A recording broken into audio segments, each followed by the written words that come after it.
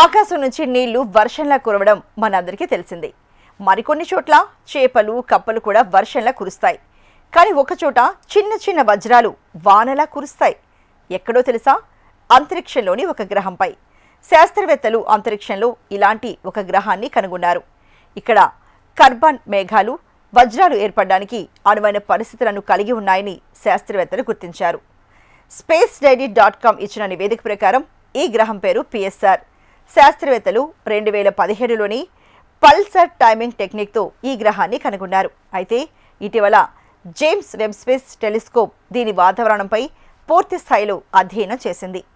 ఈ గ్రహం పరిమాణంలో బృహస్పతి పరిమాణంలో ఉంటుంది. కానీ దీని వాతావరణం, అందులోని పదార్థాలు చాలా ప్రత్యేకంగా మార్చాయి.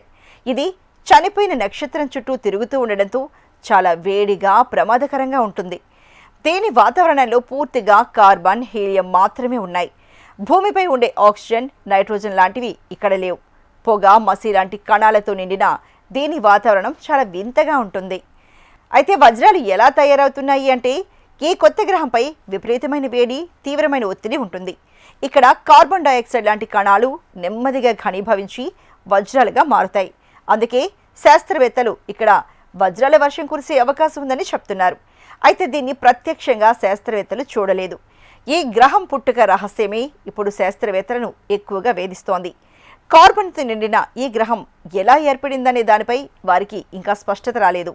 సాధారణంగా గ్రహాలు ఏర్పడే పద్ధతికి ఇది ఎంతో భిన్నంగా ఉంది. ఈ గ్రహం ఎలా ఏర్పడిందో తెలుసుకోవడమే ఇప్పుడు శాస్త్రవేత్తల ముందున్న అతిపెద్ద సవాల్.